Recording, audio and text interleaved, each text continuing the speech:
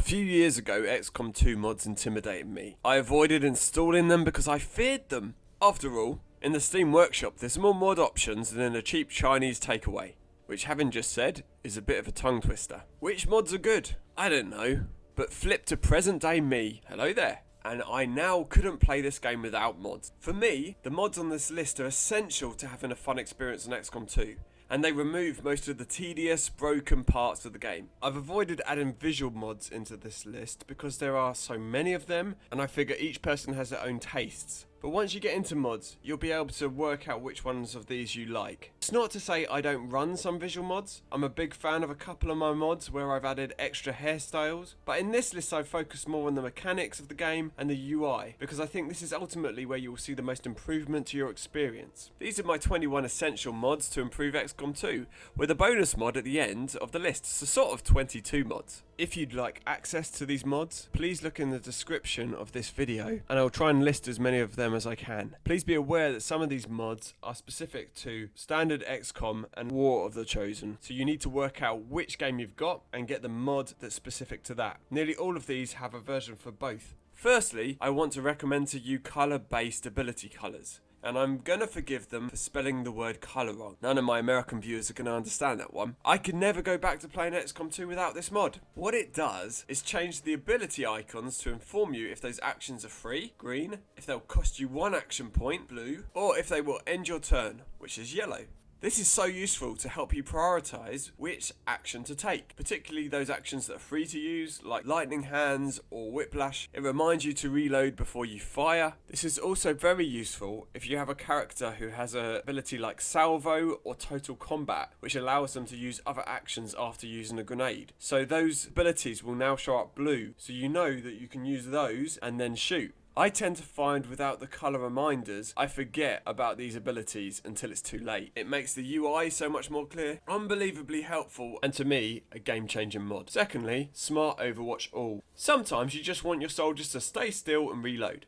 Call me lazy, but I get bored of selecting each soldier, reloading, and setting them to Overwatch. This mod allows you to carry out those actions with the whole squad in one button. It saves a lot of time and tedious clicking, and I love it. 3. Stop wasting my time. This one gets the award for Best Named Mod. Sometimes in XCOM you get needless pauses, like a 1 to 2 second pause after shooting or throwing a grenade. Enemies sometimes randomly point, or whenever chrysalids come out of the ground you get the little cinematic of them kind of like burrowing and coming up. That takes time. That's annoying. This mod removes those pauses. More importantly though, this mod removes some of Bradford's unskippable voiceovers. Now I am pro any mod that silences Bradford. That man cannot stop talking. Can I please stop here and interrupt to ask you to leave a like if you're finding this video helpful, and to help us push it out into the mysterious thing that is the YouTube algorithm. And if you're not subscribed, which chances are you are because 94% of you are not subscribed, please consider subscribing. We would love to hit 10,000 subscribers soon. Would you help us please? Number 4, better grappling. Sometimes you see a grappling point highlighted, but you can't seem to click on it. This happens a lot on the final mission. Apparently, this isn't a problem for a controller player, but why should it be a problem for the PC Master Race? Now this mod fixes that problem for mouse users. Very necessary to restore the true order of things. Number 5, free camera rotation. The original camera in XCOM is rubbish, and it's fixed to certain angles, often meaning you can't find the angle you're looking for. This mod sets the default rotation angle to 45 degrees, but lets you have full control of the camera's angle using Q and E keys, free zoom with T and G keys, and pitch with the arrow keys.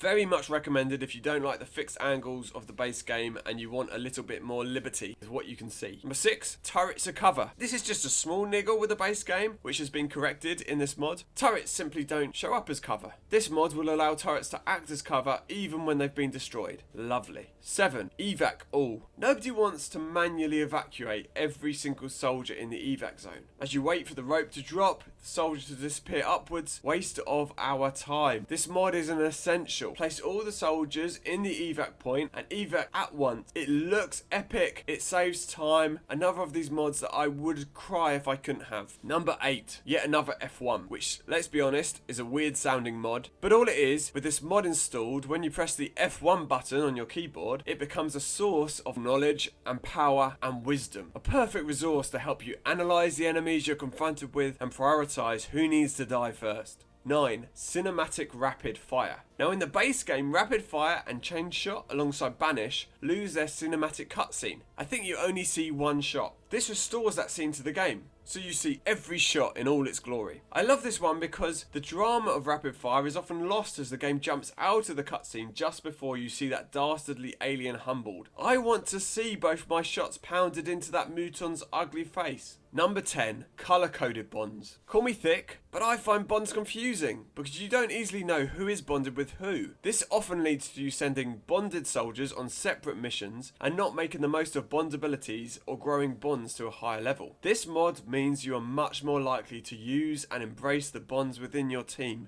because each bond has its own unique colour, not a mod for the colourblind. Number 11. Additional icons. Icons are now added to every enemy to give you far more information. So you get a loot indicator showing you which alien has loot. You get a damage icon, an aim icon, a mobility icon and a health icon, all giving you additional information about the aliens you're facing at a very easy, quick glance. I particularly like knowing which alien has loot so I don't blow it to Kingdom Come with my grenadiers. Arguably, this one's a little bit of a cheat mod, but I'm going to allow it. Next is Nice Mission Debriefing. This gives you a whole range of extra stats and awards for the mission you've just been on. A great way to get to know your team better, to reminisce on which of your soldiers has been MVP and which one is useless and can happily be kidnapped by the Chosen without you needing to save them. Number 13, Barracks Status Display. Certainly not the most essential mod, but a nice way to see how many soldiers you have available in the barracks at any time, telling you who's injured, who's healthy and ready to go. This one's particularly of value if you think the ship's about to be attacked by the Chosen or a UFO and you don't want to be caught with your pants down. Next is Upgrade Reminder. Now if you're anything like me, you'll forget one of your soldiers has been promoted and you'll promptly send them out on another mission without applying the promotion.